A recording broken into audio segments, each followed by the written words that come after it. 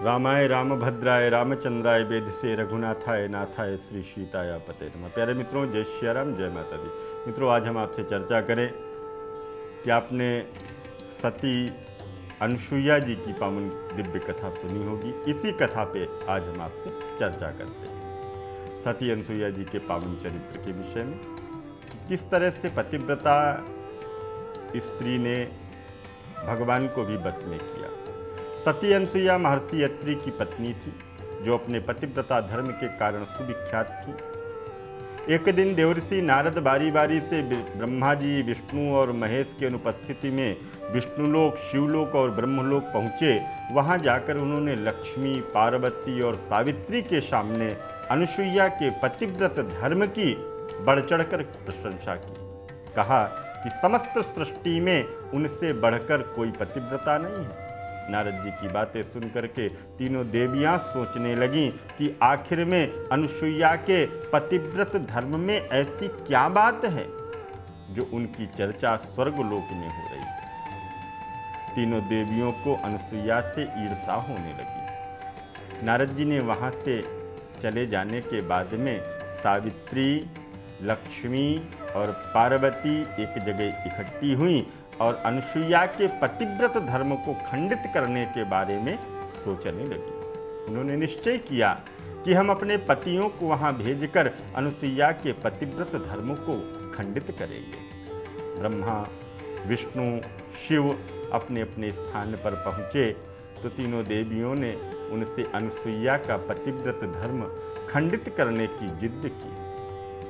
तीनों देवों ने बहुत समझाया कि यह पाप मुझसे मत करवाओ, परंतु तीनों देवियों ने उनकी एक न सुनी और अंत में तीनों को इनके लिए राजी होना ही पड़ा। और तीनों देवता साधु का वेश धारण करके अत्रि ऋषि के आश्रम पर पहुँचे और उस समय अनसुईया मैया आश्रम में अकेली थी। चित्रकूट का पावन धाम।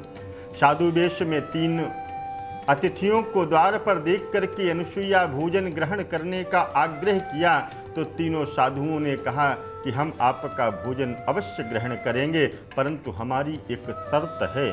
बोले कौन सी शर्त? बोले यदि आप निर्वस्त्र हो करके हमको भोजन कराओगी तो हम भोजन जरूर ग्रहण करेंगे।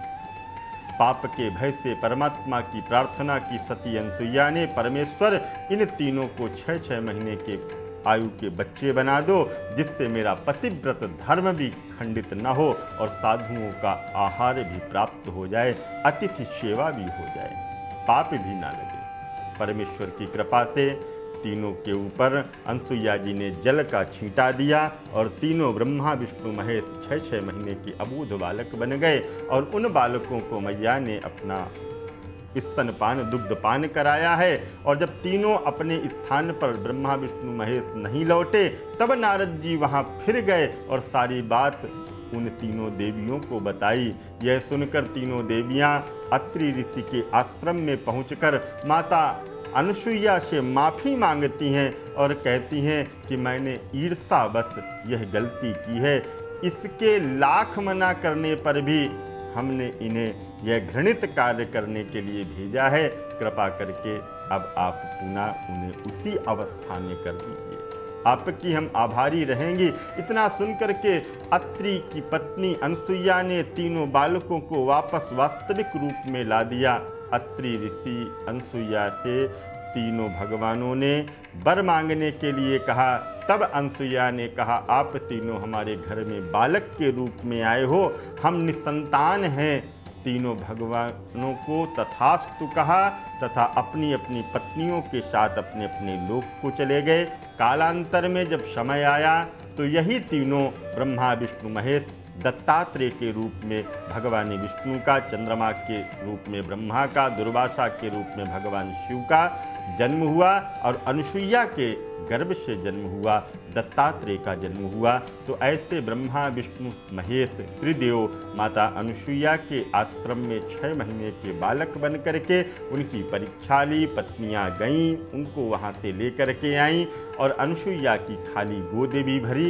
ये अनसुईया का पतिव्रत धर्म है और सतीत्व का रक्षा की है उन्होंने।